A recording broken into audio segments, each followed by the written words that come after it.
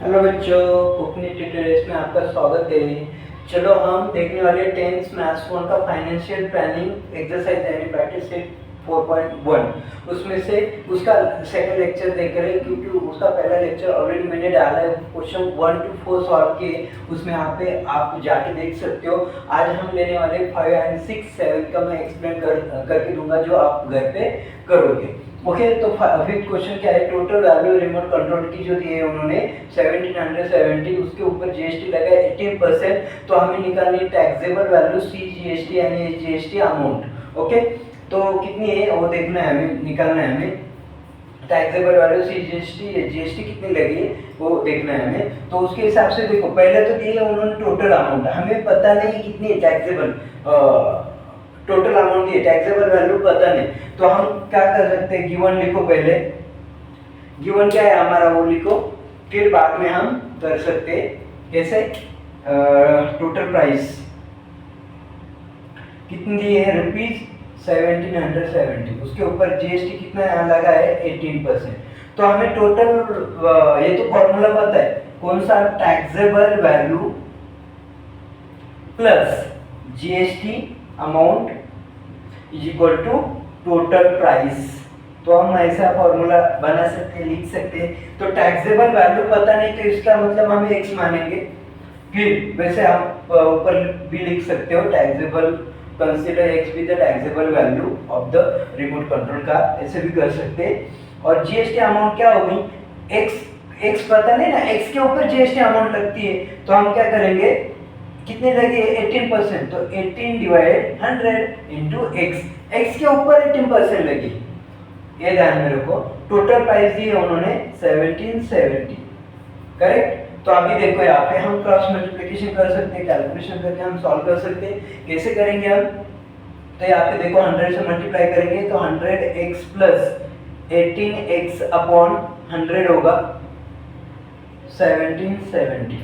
Okay, ये 100 उधर जाएगा, 18 और 100 और 18 118x इतना होगा, और यहाँ पे ये 100 यहाँ पे जाएगा तो दो जीरो ऐड होगा, यानी इसका मतलब इस तरह होगा कैलकुलेशन।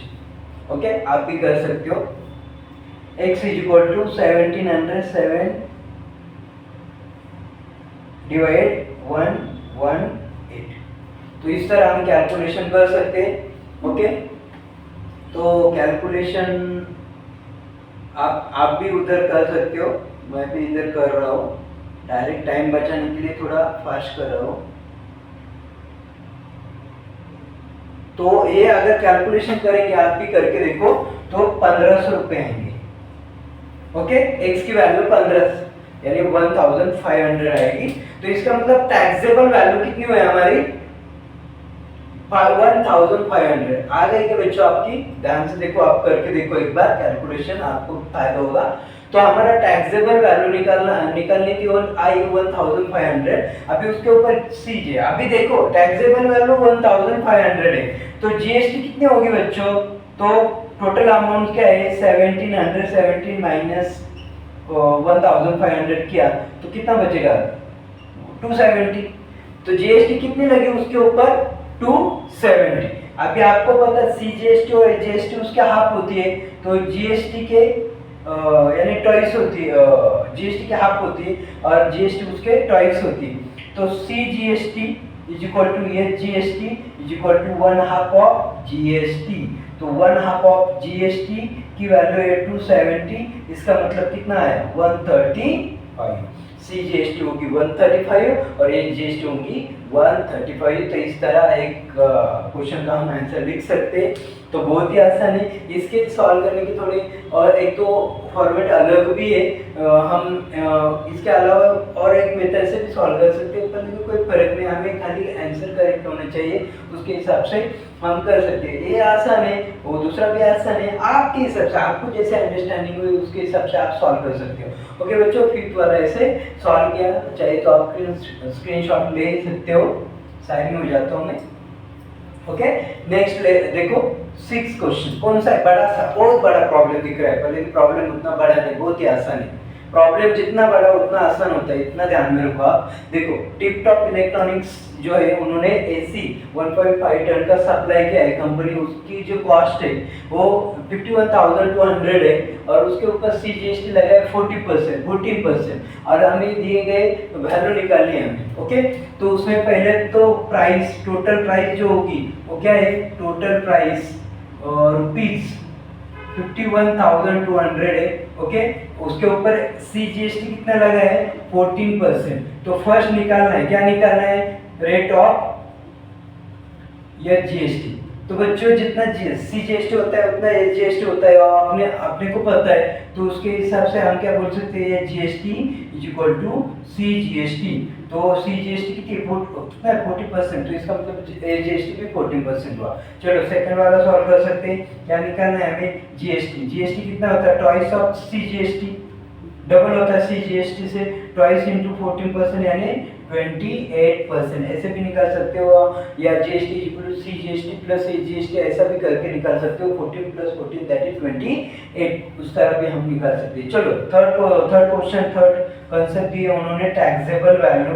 तो टैक्सेबल वैल्यू अभी हमने जैसे सॉल्व किया वैसे भी सॉल्व कर सकते हैं, फिफ्थ क्वेश्चन में जैसे सॉल्व किया ना उस हिसाब से। तो टैक्सेबल वैल्यू कैसे निकालनी होती है, हमें टोटल अमाउंट दिए बराबर ना, तो कितनी टोटल अमाउंट, तो कैसे कर सकते हैं, हमारा फॉर्मूला क्या है, टैक्सेबल वैल्यू बराबर plus GST is equal to क्या है, टोटल प्राइस। ओके बच्चों, टैक्सेबल वैल्यू पता नहीं x मानो और GST कितना है 28/100 into x is equal to 51,200। तो इस तरह कैलकुलेशन कैसे करो, 100 into 100x, 100x plus 28x is equal to, यहाँ पे 100 डिवाइड होगा, उधर लेके जाएंगे मल्टीप्लाई होगा तो कितना होगा, इस तरह दो जीरो ऐड होंगे, तो total 120x is equal to 51,000, sorry 50,000, दो जीरो ऐड किए ना, तो इसका मतलब 51,20,000 ऐसा हुआ अमाउंट। तो ये 128 से उसको डिवाइड करो, 128 से उसको डिवाइड करो, नियर बाय 40,000 आएगा। एक मिनट आप वहाँ पे कैलकुलेशन करो, जिससे क्या होगा, हमारा टाइम बचेगा।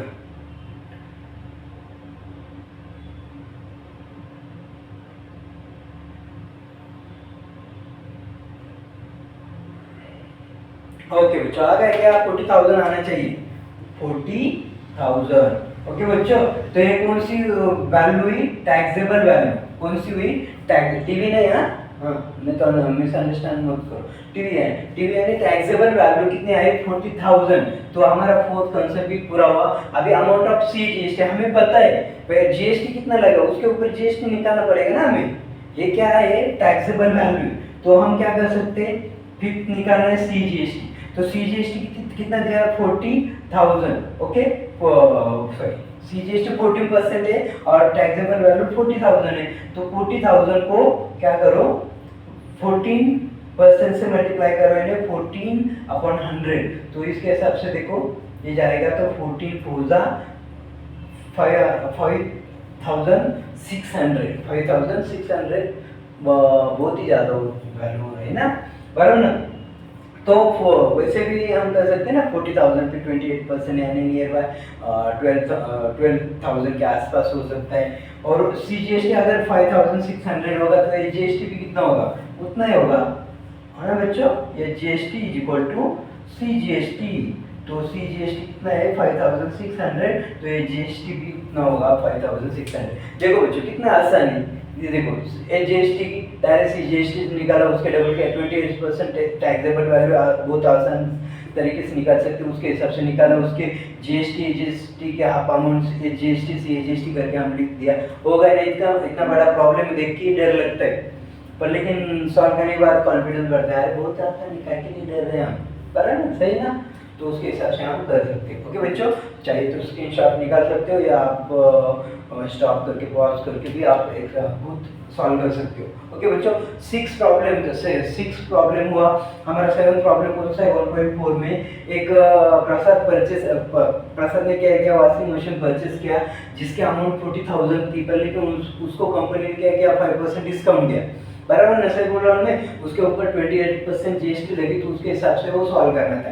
देखो बच्चों, 40,000 अमाउंट है वॉशिंग मशीन की, पर उसके उसमें क्या किया, 5% डिस्काउंट दिया, तो 5% 40,000 का निकालो, कितना होता है 2,000, बराबर ना बच्चों, 2,000 होता है। अभी 40,000 में से 2,000 माइनस होगा, तो एक्चुअली प्रसाद को कितने में वो मिलेगा, 38,000।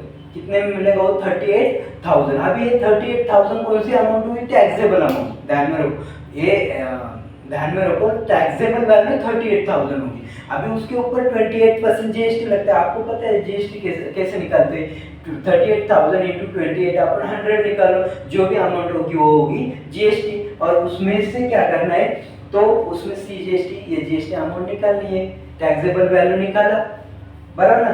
तो 38,000 इंटू 28 अपॉन 100, तो उसकी ये कैलकुलेशन करके जो भी आएगा उसके हिसाब से जो वैल्यू आएगी वो टैक्सेबल वैल्यू जीएसटी अमाउंट होगी। अभी ये जीएसटी अमाउंट जो भी आएगी उसके हाफ करो, वो होगी सी जीएसटी, एक होगी ए जीएसटी। तो इसका मतलब आप 7 का आसानी से सॉल्व कर सकते हो। ओके, अगर फिर भी नहीं समझ में आया तो कमेंट्स में डालो, मैं फिर से और एक एग्जांपल ले लूँगा, कोई दिक्कत नहीं, बल्कि बहुत ही आसान है। एक आध एग्जांपल आपको प्रैक्टिस के लिए चाहिए, क्योंकि उससे आपकी प्रैक्टिस हो जाएगी। तो ये जो 6 प्रॉब्लम समझे उसका इम्पैक्ट कंक्लूजन ही आप 7th वाला सॉल्व करोगे, ऐसा होता है। तो अगर आप 7th वाला सॉल्व करोगे तो इसका मतलब आपकी फर्स्ट एक्सरसाइज बहुत अच्छे से हो चुकी है। ओके बच्चों, तो इस तरह फाइनेंशियल प्लानिंग का हमने फर्स्ट एक्सरसाइज कंप्लीट कर दी लेक्चर 1 लेक्चर 2 में। अभी नेक्स्ट टाइम 4.2 लेंगे। ओके बच्चों, थैंक यू। एंड भूलो मत, नए हो तो सब्सक्राइब करो, पुराने हो तो लाइक करो, कमेंट्स करो, शेयर करो।